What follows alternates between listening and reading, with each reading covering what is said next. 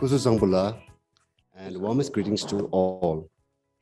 I am Sangit Dorji, Dean of Jimmy Singhi Onchu School of Law in Bhutan. A very sincere welcome to JSW Law, as we call it. A big thank you to all the friends from near and far who have joined us virtually on this special day. I would like to thank Her Excellency Ruchira Kamboj for joining us. We have an exciting hour ahead. We will hear from our Honorable Minister of Health, Tasho Dechen Omo, from the distinguished Hugh Verrier, Chair of Global Law Firm White & Case, from our talented final year student Kinley Hatton, and finally, Eric Lemelson, founder and president of the Karuna Foundation. Following the Honorable Minister's address, we welcome the audience to ask questions. To begin our program, let me tell you why we are here today. As the first and only law school in the Kingdom of Bhutan, JSW Law prepares exceptional Bhutanese students to become future leaders of our country. All students receive scholarships in full and participate in legal clinics, providing services to the local community. Our innovative curriculum focuses on legal education in support of Buddhist principles.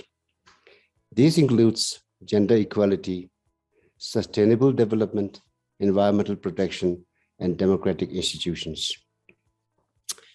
Having joyously welcomed our 5th class this year, we have a total of 108 students, 70 women, and 38 men.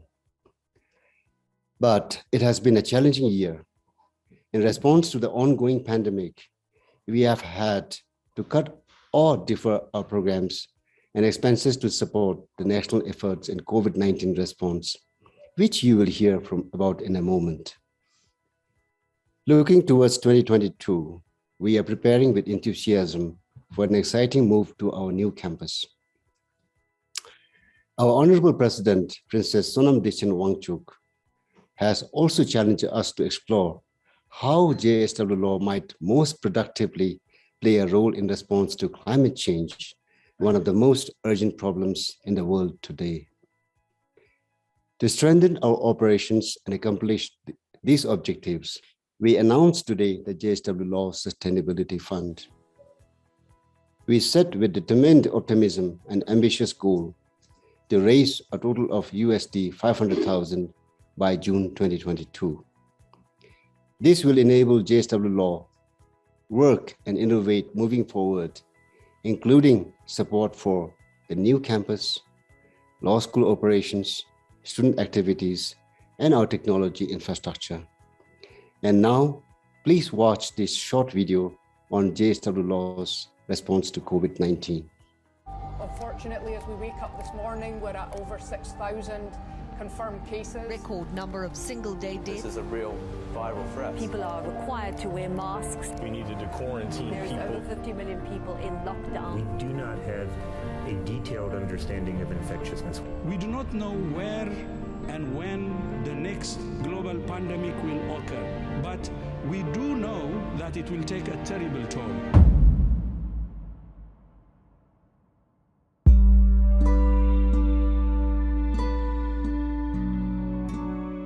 China began reporting cases of a new coronavirus illness called COVID-19 in December of 2019. And while Bhutan only reported its first case in March of 2020, preparations for life under COVID-19 had begun much earlier.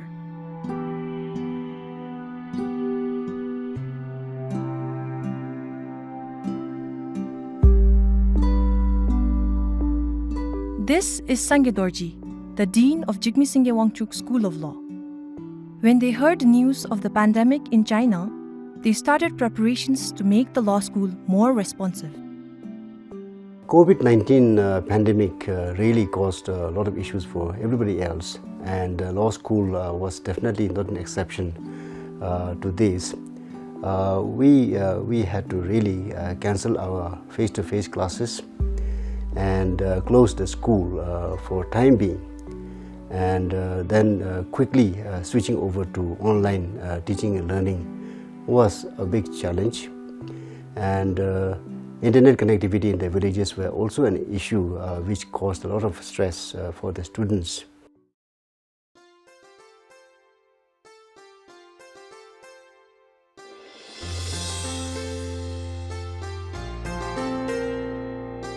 JSW School of Law started transitioning classes online a couple of weeks after Bhutan's first positive case. From March 23rd to April 3rd, classes were to take place online. I think what the college did really well regarding online classes is that they asked all the students to stay on campus, which was safer than outside and also had better internet services. They also guaranteed that the semester would conclude online, so no one was worried that they would have to move out and in within a few weeks.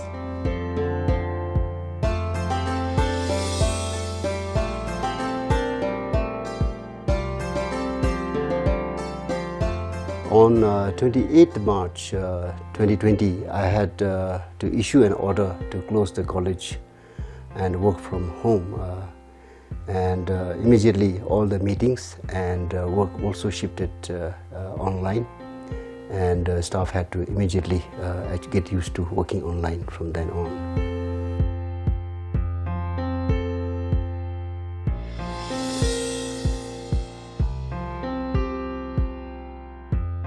Perhaps the most important changes happened in the course structure. In order to efficiently transition, teachers were given ample time to prepare online material. By the time we shut down in March, two things we learned are it takes time for faculty to learn how to convert their courses online. And the second thing we learned was that there is such a thing as Zoom burnout.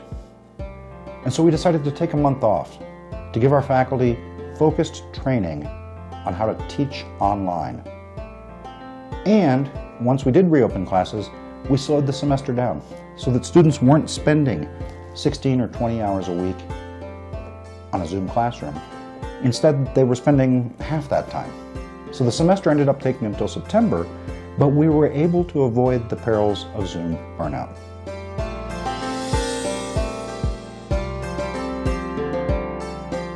Even before the pandemic, JSW Law had started work on building their new campus in Pangbisa.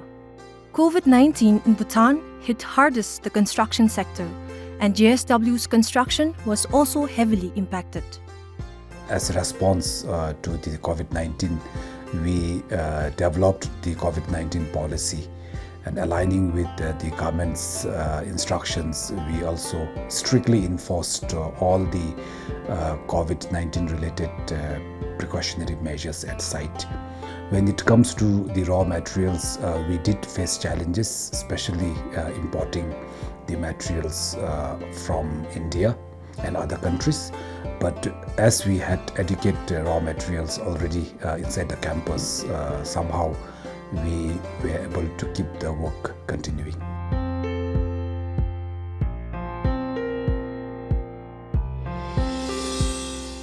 JSW Law family has met the challenges of COVID-19 head on, and so we are grateful to the donors who have made our work possible, and proudly announced this JSW Law Sustainability Fund. This is a special fundraising campaign to support the law school's transition to a new campus in Paro and the rollout of our new programs for students and staff during the challenging times or the new normal.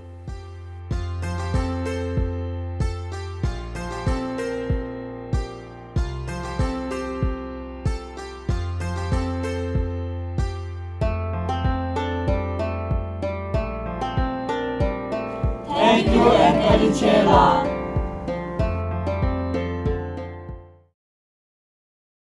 Hello, I am Kezang Wongmo, a member of the faculty of JSW Law.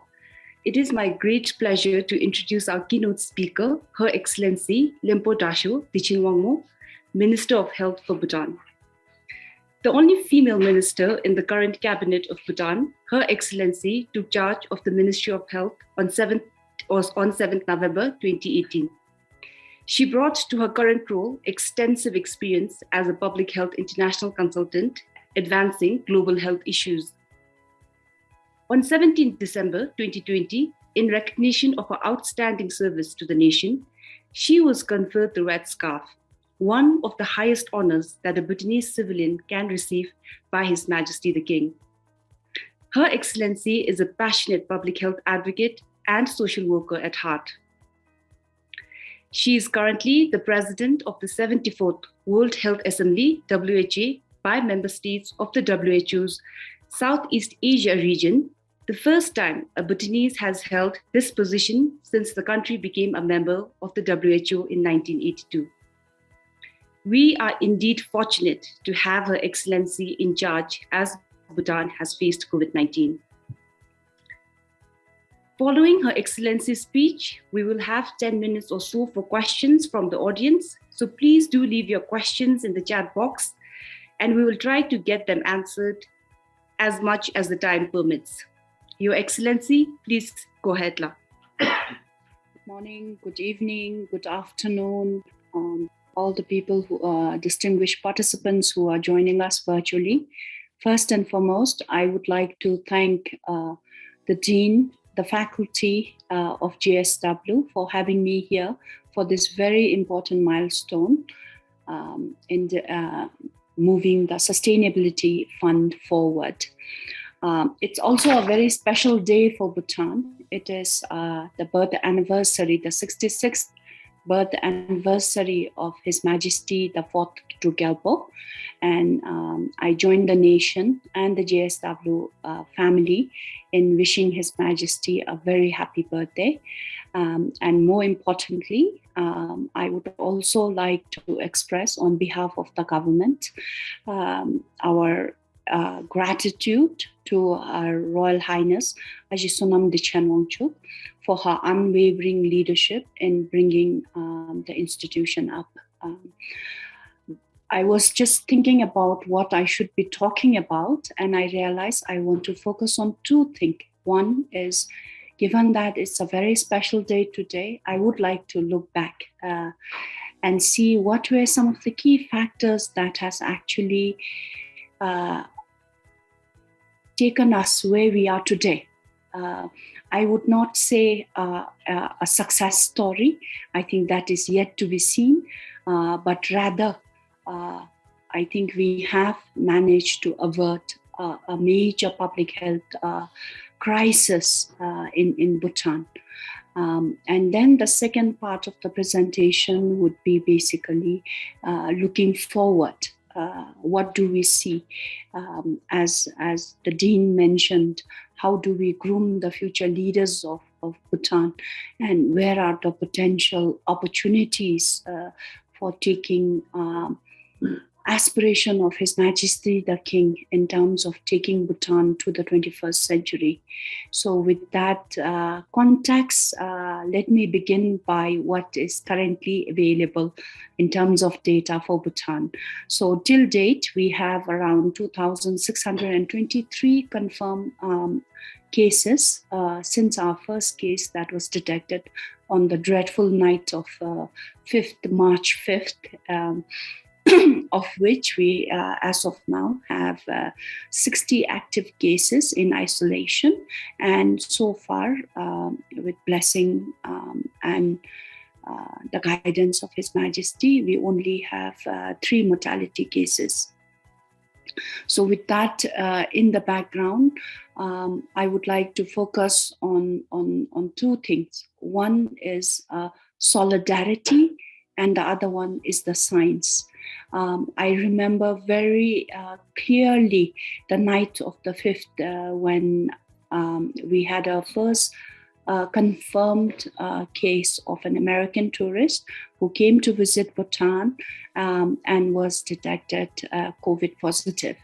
And that very day, I remember His Majesty in the Ministry of Health spending the whole night there, actually guiding us throughout this journey.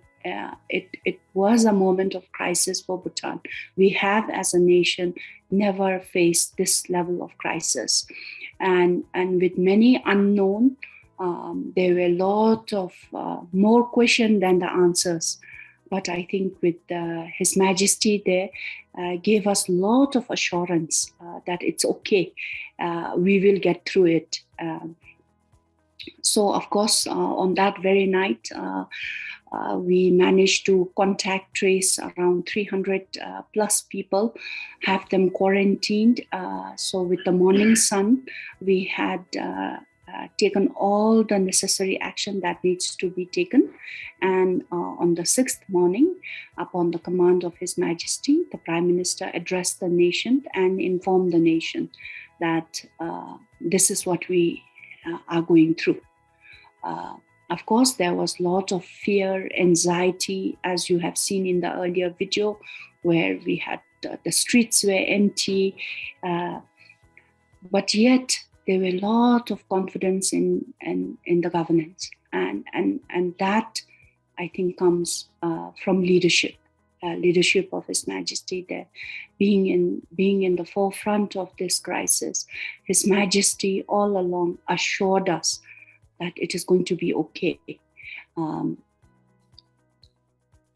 So I think overall, I think this is the aspiration of His Majesty that has guided us throughout our journey of COVID-19. And I think 2 years now into the pandemic, we continue to take inspiration from the wisdom of His Majesty. His Majesty clearly, after the detection of the confirmed cases, when His Majesty addressed the nation on the 22nd March, His Majesty said, and I quote, "As a small country with a small population, we can overcome any challenge we are faced with if people and the government work together." So the idea, when we often talk about solidarity, it's a very, I would say, a very heavy word. But when we actually experience it, it boils down to leadership.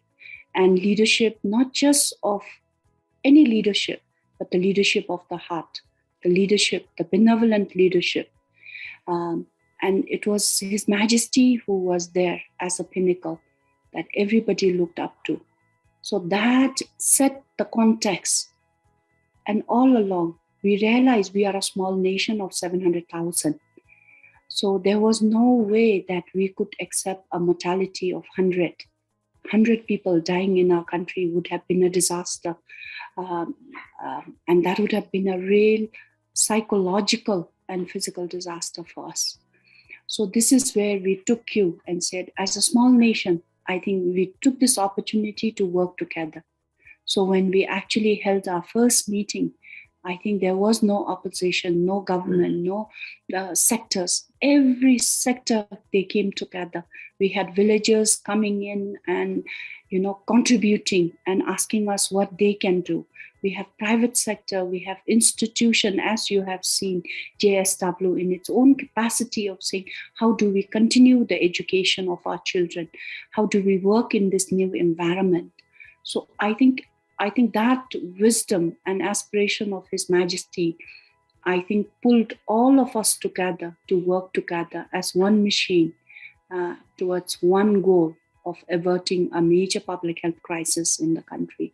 So I think the leadership is very important, and that is something that I have always been advocating, even at the global platform, that the leadership, and when we talk about leadership, not just of skills, but leadership of the heart, being able to feel the pulse of our citizens. And His Majesty had this innate care and compassion for the people. And then the second one is, of course, when we talk about solidarity, I always think it was a whole of a societal approach. So this was a media campaign, a multimedia campaign, or our approach to handling pandemic. We came up with this logo, and this was actually launched by His Holiness, the Chief Abbot. And there, I think what we were trying to portray is that it's everybody's responsibility. So in Bhutan, when we say our Genku, it is our responsibility. And we wanted to call on the nation, call on the citizen, that you must respond to the call of the nation. You must fulfill your civic duty to the nation. I think that provided this enabling environment where we had a lot of collaboration, coordination, willingness to come together, because at the end of the day, we all realize that this small country that we call home, Bhutan, was at threat, and that it depended on us to protect. So not just Ministry of Health, but whole of the society approach. And when we look back today, I think this has played a very pivotal role under the benevolent leadership of His Majesty the King. And the next one is science. So we have never shied away from science. We had full confidence in science. But then when we realized, early on, there were more unknown about this virus than known. So we started our surveillance early on. So we felt that the preparedness for a small nation like us, just to set the context, when we started mapping health human resource in the country, we realized we have only one ICU specialist. And we did a projection and a modeling of, if we do not do any intervention, what would be the probable cases that we would see. And those figures were extremely overwhelming for us. And it was that day when we presented the projection to His Majesty. His Majesty looked at the projection and said, this is unacceptable. We have to avert this crisis at any cost. So this is where we realized that for us, for a small nation, preparedness is important. So on 15th January, we actually instituted the surveillance system at the airport, and we started pretty much screening everyone coming into the country, and probably the first country in the region where surveillance started this early. And then, of course, we activated our national emergency task force, even prior to WHO declaring the COVID-19 as a global pandemic. Prior to that, we have started all our intervention. We had fairly a good system in place. One of the main objective that we went with is that we want to prevent this disease from coming. And we continue to have that. Even today, I think I would say we are in a preventive mode. When we have community transmission, we actually looked at not reducing the number of cases, but we actually focus on eliminating the cases and bringing it down to zero community transmission case. We have series of outbreaks, series of community transmission, but we've been very fortunate in terms of bringing down not just the number and managing the community transmission, but rather eliminating the community transmission. And throughout, we really believed in science. I think early on, people said, why mandatory quarantine? We realized there was more unknown about this virus than known. So we realized, when this was prior to the global movement on silent spreaders, asymptomatic spreading COVID-19. So with that information, we actually instituted a mandatory 21-day quarantine. And people argued saying, the incubation period, the median incubation period, you don't need 21 days. But we also realized we cannot ensure 100% compliance to quarantine. So we have to take that extra 7 days so that we don't leave a window of opportunity for the virus to escape into the community. Because we realize if it escapes into the community, then it will be very challenging for Bhutan with the current health human resource to contain the virus. So all along, this is what we are based our intervention on. And we continue to believe, because now there is, within the scientific community, there is a discussion about long-term impact of COVID-19. And this has all along been our fear.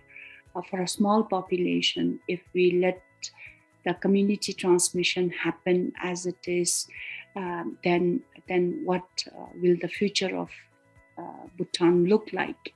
We don't want people of Bhutan with oxygen concentrator next to it, their lungs not being able to function properly. So those were all our fears that we didn't want our citizens to go through. So like I said, I think it was solidarity under the benevolent leadership of His Majesty the King and the signs. Wearing a mask was never a political statement in Bhutan. Wearing a mask in Bhutan was civic responsibility, civic duty to the nation. And I think this is basically the values that we have all grown up with in a GNH nation, a gross national happiness country, where we focus more on the human values than the economic factors.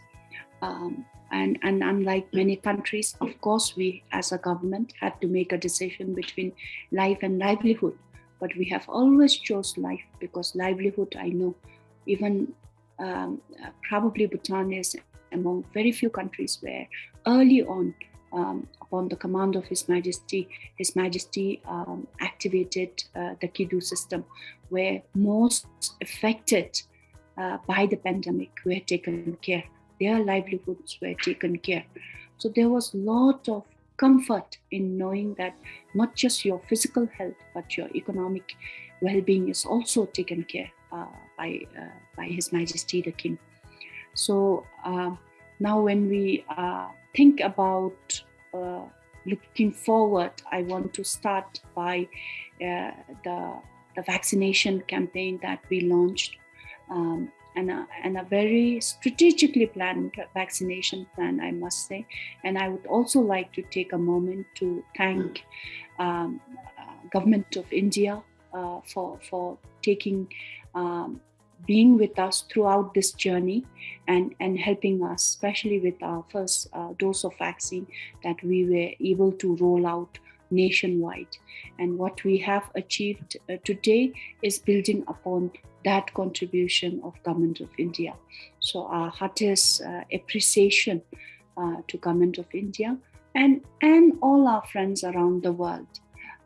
Working together, again, when we think about working together, we also think of many well-wishers of Bhutan who carry Bhutan in their hearts, and they are all over the world who have, in their own little ways, have helped Bhutan get through this. So to all of them, our sincere gratitude. Of course, our vaccination did get the limelight and global attention. And again, this is a very typical example of not just the effort of Ministry of Health, but the collective effort of everybody taking on this responsibility, from the farmers, from the public, saying, I'm taking vaccine, not just vaccine for myself, but I want to take vaccine because I want to protect my community, my country, my king. I want to serve my king. So that is the emotion that drove our coverage. So as of today, we have our second dose is standing at 76.4%. And if you look at our eligible population, we have also recently completed our 12 to 17 years children with second dose eligible population. So this is when I talk about eligible population, it is 12 years and above in the country. The second dose coverage as of now stands at 92.7%. And this is by any standard very, very impressive, I must say, as a public health professional. And I also would like to acknowledge that, like I said earlier, would not have been possible without the help of everyone coming together for the common goal and aspiration, and that is to protect this country from a major public health crisis. Now, looking forward, based on what we have experienced, looking forward, I feel security is important. And if we want to build back a better Bhutan, then we must talk about security. And when I talk about security, not just the physical security of the country, not the geographic security of the country, but the security in human capital. And this is where institutions such as JSW comes into picture. We realize to move forward into 21st century, we must have competent, capable Bhutanese in the forefront. And that is the lesson that we have learned. I remember the day when Prime Minister and I were in his office, looking at how many doctors we have in the country, how many specialists we have in the country, and we realized we are really, really short of many doctors. And we reached out to many countries, but then they themselves were going through difficult time. So it was that day we realized that we must invest in our Bhutanese people. We must have the capacity and the competency within our country, so that if we want to go forward as a secured nation, then we must have competent Bhutanese people leading that journey. So this is where I think we are focusing on is investing in the human capital. And today, as JSW, coinciding with His Majesty's birthday, launch this sustainable fund. I hope that you will carry in your heart the well-being of the Bhutanese people, the well-being of this small nation, to make historic changes, not just in Bhutan, but globally as well. And as I want to echo lastly what His Majesty often says, that Bhutanese people are given the opportunity, very competent, very capable, and can be a contributing global, productive global citizen. And this is where I would like to end, is talking about security and building back a better Bhutan for tomorrow's generation. So thank you, and Tashidele. Thank you, Honorable Lempo, for these excellent remarks. We now have 10 minutes or so for questions from the audience. And without much further ado, the first question we have is from Marilyn Renee, and she asks, which vaccine do you propose to your population? I think the first dose was AstraZeneca, Covishield AstraZeneca. And then when we, for the second dose, there were literatures coming up on the heterologous approach, where we mix mRNA vaccine with AstraZeneca vaccine, adenovirus vaccine. And we realized that the mRNA vaccine was much more efficacious than the adenovirus vaccine. So although we had two choices, it was wisdom of His Majesty the King. When we said, this is what we have, His Majesty was very, very clear. His Majesty's, I still remember His Majesty's command, which was, what is best must be given to my people. So this is where, when we looked at the science, this is where for the second dose, we went ahead with the mRNA vaccine. So for now, we have rolled out basically all three vaccines: the adenovirus vaccine, AstraZeneca, we have mRNA vaccine, Moderna, and other mRNA vaccine, the Pfizer vaccine, that was rolled out for children between the ages of 12 to 17. Moving on, the second question, Your Excellency, we have is from Nima Doji, and he asked, constitutionally, the state is mandated to provide basic health services to the people. Did pandemic impact government's efforts in providing other health services while focusing on putting major efforts in fighting the pandemic? Thank you, Nima, for that question. I think that question actually has a lot of deep-rooted global implication, I must say. In Bhutan, we've been very lucky. As a citizen, our job was not to get infected. We didn't worry about how we are going to pay for our health services because of this constitution provision that Nima was mentioning, where we often talk about state has the responsibility to provide basic healthcare services. But in the scheme of things in Bhutan, the basic health services at the moment is everything, including referral outside the country, is being provided by state. Of course, when we were focusing on pandemic, we were very, very mindful of our routine health services. So if you look at the assessment that was done by WHO in our Southeast Asia region, Bhutan was the only country that did not have any disruption of our routine healthcare services, such as immunization, routine geriatric care, our NC non-communicable disease, prescription medicine refills were all taken care. So we had a lot of help from the local government in terms of providing our routine health services. So like I said, I think WHO looked at around 16 or 17 indicators to look at if any country experienced disruption of our routine health services. And Bhutan, fortunately and luckily, came out with very little disruption of our health services. So thank you, Nima. But I think taking cue from Nima's question, I would also like to appraise here that health now is central to development.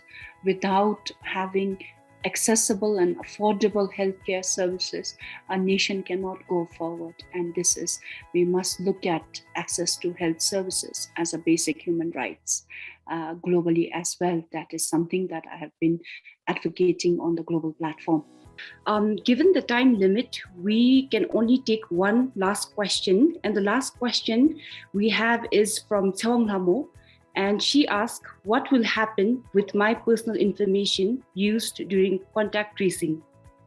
I think these are thorny issues in terms of talking about personal rights, ethical values, ethical norms, and the larger interests of the country.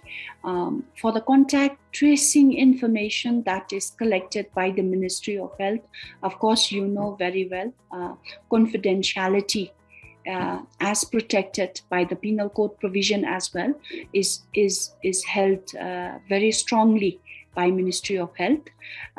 So the data that we have, that we collect during the contact tracing is a confidential data that we do not share.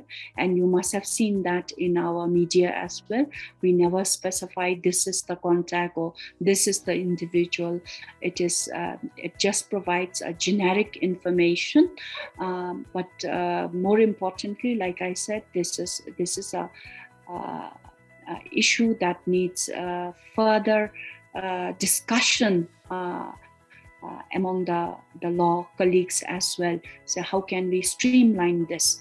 For now, whatever data that is detained with the Ministry of Health on the pretext of any health information, because we are looking at the contact tracing information not as a personal data, but rather a health data.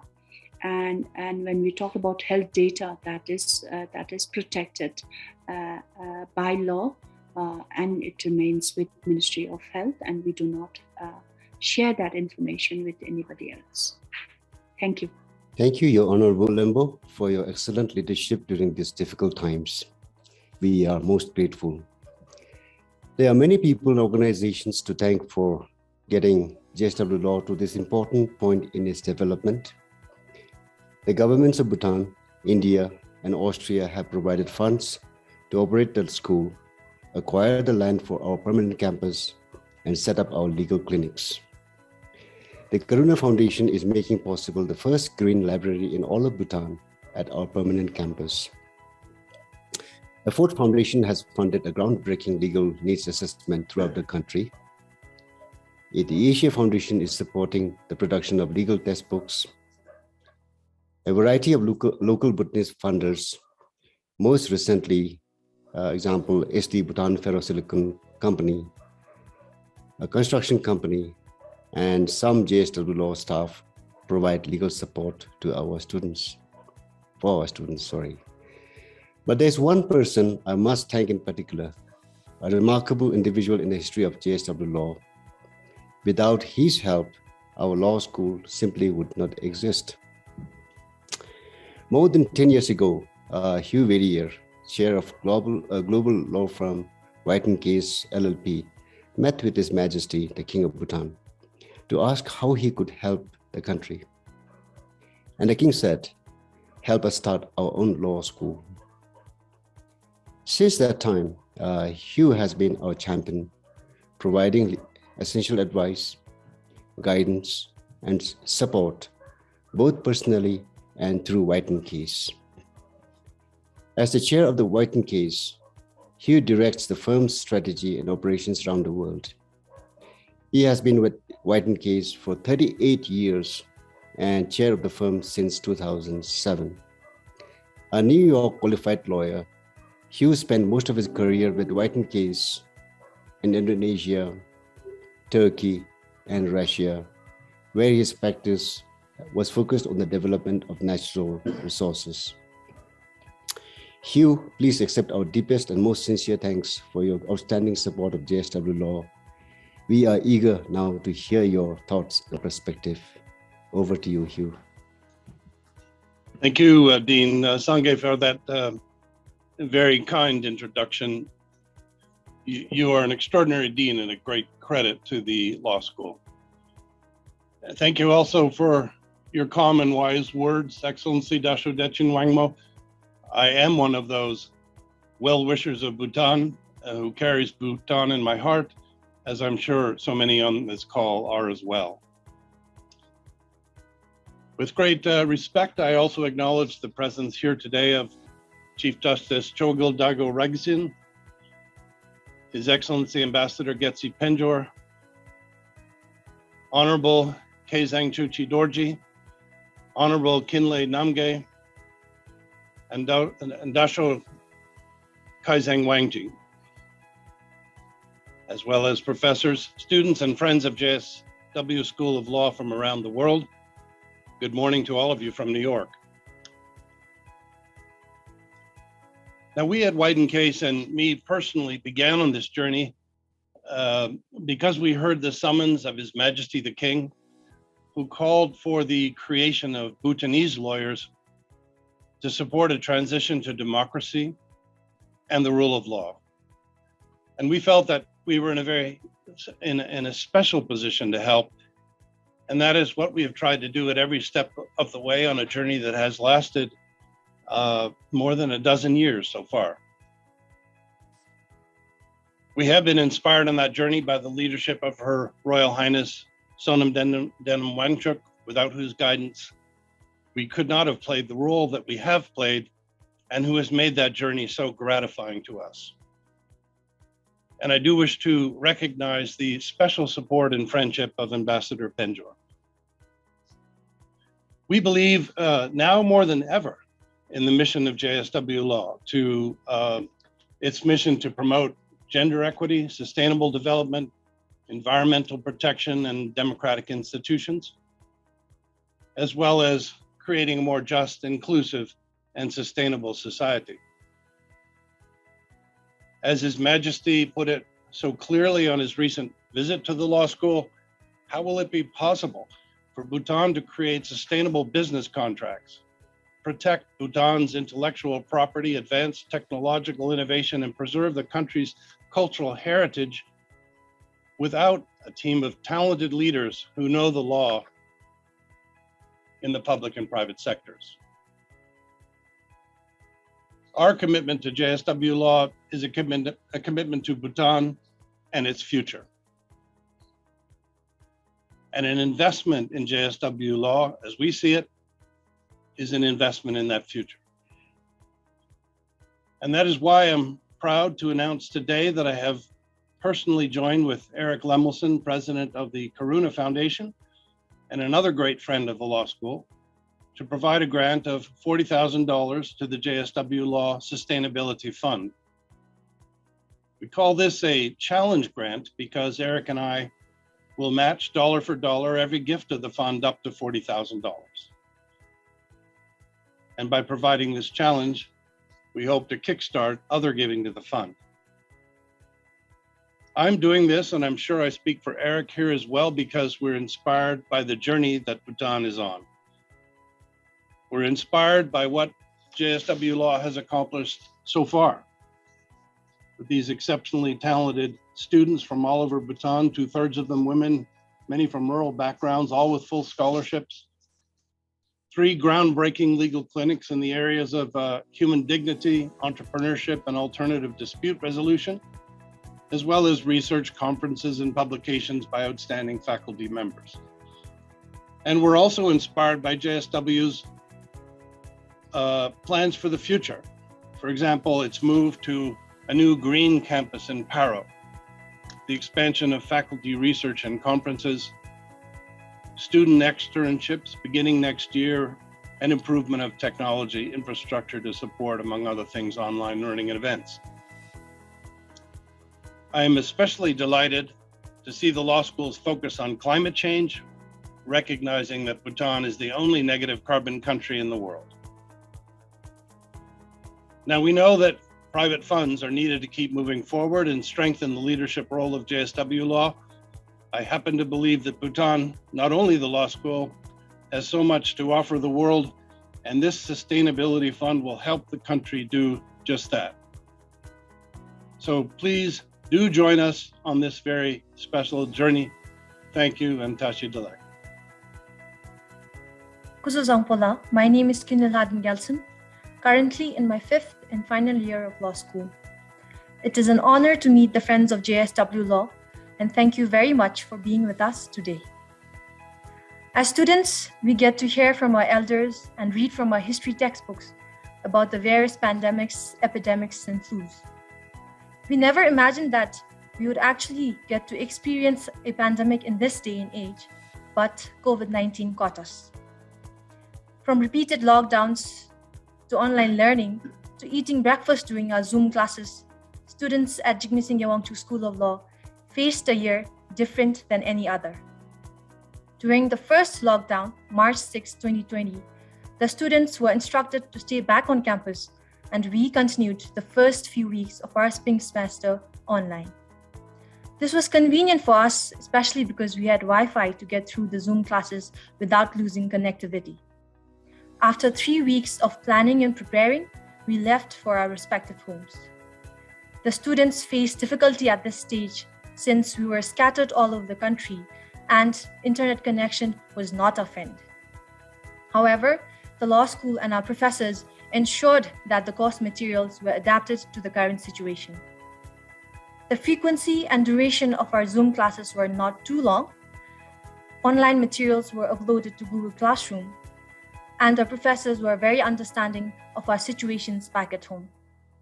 After 6 long months of us tolerating our family members and them wishing that we would go back to college, the law school reopened for in-person classes in September 2020. Amidst catching up on our autumn semester and the worry of future lockdowns, we shifted to a new academic campus. While it was very sad that we had to leave our cozy and hidden campus in the woods, we were equally excited to start our next academic session in the new one. New place, new memories, we thought. The 4th year students then had the opportunity to participate in the Phillips C. Jessup International Moot Court Competition. Due to COVID-19, the competition was held virtually with over 550 teams from 90 different countries. I was lucky to have been a part of the 5-member team to represent the law school for the first time ever. It was an exhilarating experience, months long, I must say. All the sleepless nights, the caffeine diet, and months of research paid off as we received the Baker McKenzie Best New Team Award as the highest ranking team from a new country, and also received an honorary mention for the Best New Law School Award. So it was a roller coaster ride. And what made it possible was the support from the Royal Government of Bhutan, the government of India, White & Case, and needless to say, friends of JSW around the world. I would like to take this opportunity to extend our heartiest gratitude to Mr. Hugh Verrier, the chair of White & Case, for being the first to support Bhutan in her mission to establish her very own law school. To continue to believe in and support the law school unstintingly since then, and by personally launching the Sustainability Fund. The next time we meet, we hope to thank you in person at our permanent campus in Pangbisa. Thank you and Tashidele. Thank you very much, Kule. You are exactly why we're here, and it's inspiring to hear your perspective as a future leader of Bhutan. Our final speaker today is also a dear friend of the law school. Mr. Eric Lemelson is the founder and president of the Karuna Foundation, a private foundation located in Oregon in the United States. Eric and Karuna have been involved with the law school almost since the beginning, focusing especially on making sure our law library and campus in Paro are energy efficient and comfortable as possible. Eric couldn't be here with us today because he and his team are in Glasgow, Scotland, attending the COP26 Climate Summit. But he sent along a message to everyone here. Let's listen to what Eric has to say. Hello, this is Eric Lemelson. I'm the president of the Karuna Foundation, Portland, Oregon, and we're here after 2 weeks, give or take, at COP26 in Glasgow, Scotland, wrapping up our participation with the Bhutanese delegation. And I've been asked to say a few words in support of the JSW Law School campaign. And so, why do I care about JSW? Why do I care about Bhutan? And what does all this have to do with the world at large? We're in an interesting historical period right now where in parts of the world, populism and partisanship prevail over discussion, debate, and finding consensus. And that kind of trend disturbs me and should disturb you as well. Bhutan, on the other hand, is finding a path towards a different kind of public discussion and a different way of crafting policy. And JSW is and will be playing a central role in crafting that path because this is a unique law school. Having attended law school myself, I can tell you this law school is not like any other institution on planet Earth. Its focus is sustainable development and mediation and finding cooperative ways to resolve disputes, both individual and collective. And I happen to think that's an incredibly exciting approach to studying law, crafting policy, and ultimately to finding ways for us all to live together as human beings. So I am supporting JSW in its campaign. I would greatly appreciate your support in helping JSW continue its work and continue finding Bhutan's unique pathway to leadership, small but mighty, and important policy approaches that you won't find anywhere else. In any case, thank you and best of luck. Thank you, Eric. In closing, I'd like to thank Her Excellency for giving us such a fascinating view of Bhutan's response to COVID-19. Hugh, thank you so much for your thoughtful remarks and for the leadership that you and Eric have shown in presenting a challenge grant of USD 40,000.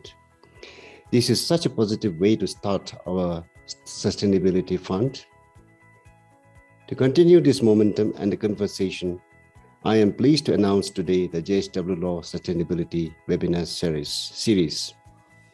Over the next few months, we are planning a series of interesting hour-long virtual events on such topics as social entrepreneurship, including local and women-owned businesses, environmental protection, including a tour of our new green campus, and cultural preservation, featuring performances by our own students.